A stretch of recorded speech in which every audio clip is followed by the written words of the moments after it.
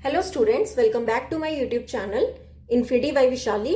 आज हम class 10 NCERT का चैप्टर नंबर 2 पॉलिनोमियल्स की एक्सरसाइज 2.2 की रिमेनिंग एग्जांपल्स करेंगे। ठीक है, तो लास्ट लेक्चर में हमने इस एक्सरसाइज की जो एग्जांपल नंबर 2 थी उसे कंप्लीट किया था। आई होप आपने वो वीडियो देख ली होगी। तो अब स्टार्ट करते हैं एग्जाम्पल नंबर 3 से। तो एग्जाम्पल नंबर 3 है हमारी, find the zeros of the polynomial x square minus 3 and verify the relationship between the zeros and the coefficients। Same वैसी है एग्जाम्पल जैसे हमने एग्जाम्पल नंबर 2 की थी कि हमें एक पॉलिनोमियल दी गई है x square minus 3, इसके हमें पहले क्या फाइंड करने हैं, जीरोस फाइंड करने हैं, देन हमें वेरीफाई करना है रिलेशन किसके बीच में, जीरोस और कोफिशिएंट्स के बीच में। ठीक है, सेम उसके जैसा है। Let's start. क्या एक पॉलिनोमियल है x square minus 3, तो मैंने क्या बोला था कि जीरोस फाइंड करने के लिए पहले इक्वेशन को क्या कर लो, जीरो के इक्वल ले लो। ठीक है, अब देखो आप इस इक्वेशन में कि मिडिल टर्म तो है ही नहीं है। हमारी इक्वेशन क्या होती है, क्वाड्रेटिक, ए एक्स का square plus b x plus c equal to 0। ये एक्स वाली टर्म मतलब जिसे जो हम मिडिल टर्म स्प्लिट करते थे वो तो टर्म ही नहीं है बीच में। यहाँ पे तो एक एक्स स्क्वायर वाली है और एक कांस्टेंट वाली है। ठीक है, तो आपने क्या करना है, आप ले जाओ पहले x square is equal to ये -3 दूसरा ले जाओ प्लस का 3, क्या हो जाएगा प्लस का अंडर रूट प्लस का 3। अब क्या करेंगे, स्क्वेयर रूट बोथ साइड्स, दोनों साइड क्या कर देंगे, स्क्वेयर रूट लगा देंगे। ठीक है, स्क्वेयर रूट कैसे लगाते हैं, अगर कोई इक्वेशन है तो उसके ऊपर इस तरह का स्क्वेयर रूट लगा देते हैं। ठीक है, तो यहां पे क्या आएगा, अंडर रूट एक्स का square is equal to under root 3। ठीक है, ये स्क्वेयर से अंडर रूट हमेशा क्या हो जाता है, कैंसिल हो जाता है। ये याद रखना, स्क्वेयर और अंडर रूट हमेशा आपस में क्या हो जाता है, कैंसिल हो जाता है। तो यहां से x की वैल्यू क्या आ जाएगी, प्लस माइनस अंडर रूट 3। देखो प्लस माइनस आप यहां पे भी लगा सकते थे। जब भी अंडर रूट कोई वैल्यू आती है ना तो उसका जो वैल्यू होगा वो एक प्लस में होगा और एक किस में होगा, माइनस में होगा। ठीक है, जब भी हम अंडर रूट लगाते हैं तो उसके आगे जो साइंस होते हैं वो कौन से होते हैं, प्लस माइनस के होते हैं। ठीक है, तो यहां से मेरे पास एक x की वैल्यू क्या आ गई, प्लस का अंडर रूट 3। ठीक है, और दूसरी वैल्यू x की क्या आ गई, माइनस का अंडर रूट 3। ठीक है, तो फर्स्ट टर्म को आप ऐसा करो, अल्फा ले लो, सेकंड टर्म को आप बीटा ले लो। क्लियर, हमेशा याद रखना जब भी अंडर रूट जो होता है उसके साथ क्या लग जाता है, प्लस माइनस लग जाता है। ठीक है, अब क्या करेंगे, वेरीफाई करेंगे। अल्फा बीटा जीरो से हमारे निकल गए। वेरीफाई के लिए क्या हमारी क्वाड्रेटिक इक्वेशन होती है, ए एक्स का square plus b x plus c equal to 0। ठीक है, अब पहले अल्फा प्लस बीटा निकाल लेते हैं, देन अल्फा बीटा निकाल लेते हैं। अल्फा प्लस बीटा क्या फॉर्मूला होता था, माइनस बी डिवाइड में ए। ठीक है, और हमारी इक्वेशन क्या है, x square minus 3 equal to 0, यही है ना। अब देखो अल्फा की वैल्यू कितनी है, अंडर रूट 3, बीटा की वैल्यू कितनी है, माइनस का अंडर रूट 3, ब्रैकेट में लगाएंगे माइनस। ठीक है, इक्वल टू माइनस बी कितना है, बी की तो कोई वैल्यू ही नहीं है, ये जो बी है एक्स वाली तो कोई वैल्यू ही नहीं है, तो ये आ जाएगा 0। डिवाइड में क्या है, ए कितना है 1। ठीक है, ये कितना हो जाएगा, अंडर रूट 3 प्लस माइनस कितना होता है, minus under root 3 is equal to 0। 0 के साथ कोई प्लस माइनस कुछ भी लगाओ वो 0 ही रहता है। 0 से कुछ भी डिवाइड हो रहा हो वो 0 ही रहता है। अब देखो ये एक प्लस का अंडर रूट 3 और एक माइनस का अंडर रूट 3 है, तो ये आपस में क्या हो जाते हैं, कैंसिल हो जाते हैं। और ये जब आपस में कैंसिल हो गए तो हमारे पास क्या आ जाएगा, 0। तो यहां से मेरे पास 0 किसके इक्वल आ गया, 0 के।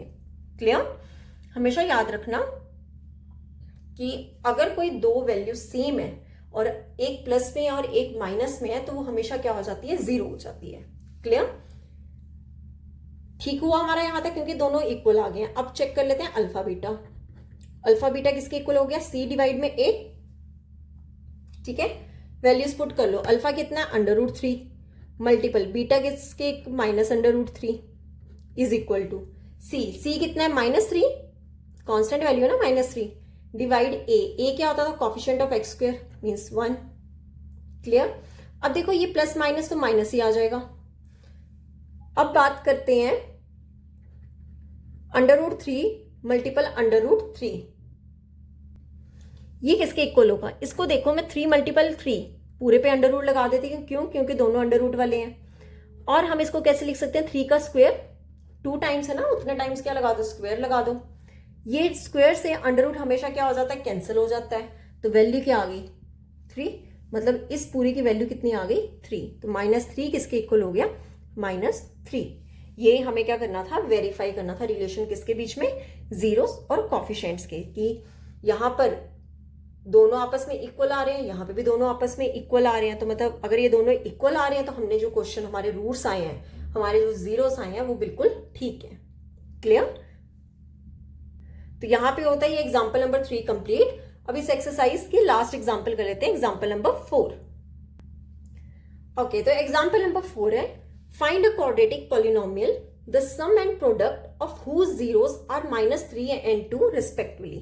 क्या बोला है कि हमें क्वाड्रेटिक पॉलिनोमियल क्या करनी है, फाइंड करनी है, और हमें गिवन क्या है कि sum and product of whose zeros, कि उस क्वाड्रेटिक पॉलिनोमियल के सम एंड प्रोडक्ट हमें दिए हैं जीरोस का।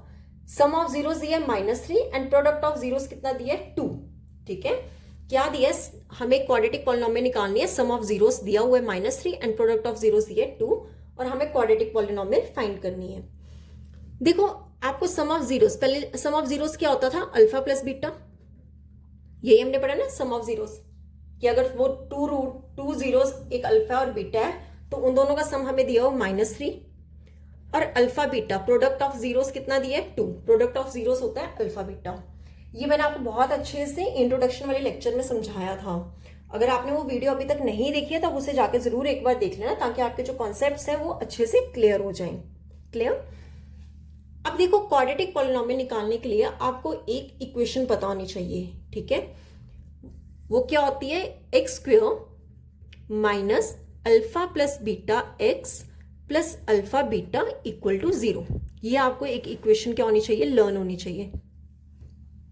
अगर आपको ये इक्वेशन आती है तो इसे हार्डली 2 मिनट्स लगेंगे, 2 मिनट से भी कम लगे क्वाड्रेटिक पॉलिनोमियल फाइंड करने में। आपको क्या इक्वेशन है, x² minus alpha plus beta x plus alpha beta equal to 0। अब देखो आपको अल्फा प्लस बीटा गिवन है और अल्फा बीटा भी गिवन है। अब वैल्यूज पुट करो, आपके पास रिक्वायर्ड क्वाड्रेटिक पॉलिनोमियल आ जाएगी। तो वैल्यूज पुट करते हैं, क्या आएगा, x² minus alpha plus beta कितना है -3, x प्लस अल्फा बीटा कितना है 2 इक्वल टू 0। ठीक है, यहां पे क्या आएगा, x² माइनस माइनस क्या होता है प्लस। मैंने आपको बताया था कि अगर दो साइंस का प्रोडक्ट हो रहा है माइनस माइनस तो वो क्या होता है, प्लस होता है, plus 3x plus 2 equal to 0। ये आपकी क्या आ गई, रिक्वायर्ड क्वाड्रेटिक पॉलिनोमियल। यही हमें क्या करना था, इस एग्जाम्पल में फाइंड करना था। बस आपको ये जो है इक्वेशन लर्न होनी चाहिए। अगर आपको ये लर्न है तो बस वैल्यूज पुट करो और आपका आंसर आ जाएगा। क्लियर। तो यहां पे होती है हमारी इस एक्सरसाइज के एग्जांपल्स कंप्लीट। नेक्स्ट लेक्चर में हम इस एक्सरसाइज की एक्सरसाइज 2.2 स्टार्ट करेंगे। तो अगर आपको यहां तक कोई भी डाउट होगा तो आप मुझे कमेंट सेक्शन में पूछ सकते हो। आई होप आपको वीडियोस अच्छी लग रही होंगी। अगर आपको वीडियोस अच्छी लग रही हैं तो please like, share and subscribe my channel. Thank you.